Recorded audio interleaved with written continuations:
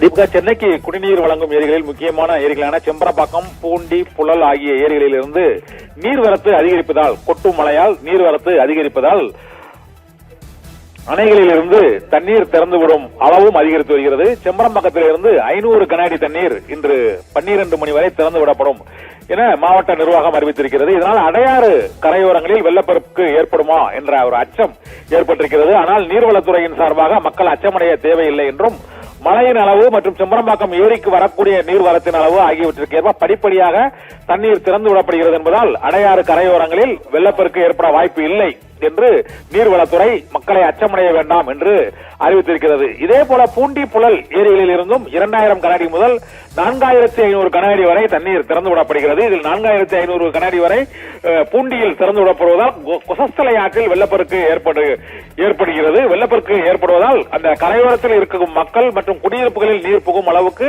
தண்ணீர் திறந்து விடப்படாது என்றும், பூண்டியில் மழைநீரின் அளவு மற்றும் ஏரிக்கு வரக்கூடிய நீரின் அளவை பொறுத்தே படிப்படியாக தண்ணீர் திறந்து விடப்படும் என்றும் தெரிவிக்கப்பட்டிருக்கிறது. இதனால் பூண்டி, புழல் மற்றும் செம்பரம்பாக்கம் ஆகிய ஏரிகளில் 500 கன அடி, செம்பரம்பாக்கம், பூண்டியில் 2000 கன அடி முதல் 4500 கன அடி வரை தண்ணீர் திறக்கப்படுகிறது. இவற்றால் கொசஸ்தலை ஆற்றிலும் அடையாறு ஆற்றிலும் பெரும் வெள்ளப்பெருக்கு ஏற்படுவதற்கு வாய்ப்பு இல்லை என்றும், நீரின் தன்மை மற்றும் மழையின் அளவுக்கு ஏற்ப படிப்படியாகவே தண்ணீர் திறந்து விடப்படுகிறது என்றும் நீர்வளத்துறையின் சார்பாக மக்கள் அச்சமடைய தேவையில்லை என்ற அறிவிப்பை வெளியிட்டிருக்கிறது. இதனால் காற்றழுத்த தாழ்வு பகுதியால் தொடர்ந்து பெய்து வரும் கனமழையால் அருகில் உள்ள நீர்நிலைகளில் அதிகரித்து வரும் தண்ணீரால் வெள்ளப்பெருக்கு ஏற்பட்டு மக்களுக்கு பாதிப்பு ஏற்படாத வகையில் படிப்படியாக தண்ணீர் திறந்து விடப்படும் என்றும் நீர்வளத்துறை தொடர்ந்து நீர்நிலைகளை கண்காணித்து சென்னையை ஒட்டியுள்ள திருவள்ளூர், காஞ்சிபுரம், செங்கல்பட்டு உள்ளிட்ட மாவட்டங்களில் உள்ள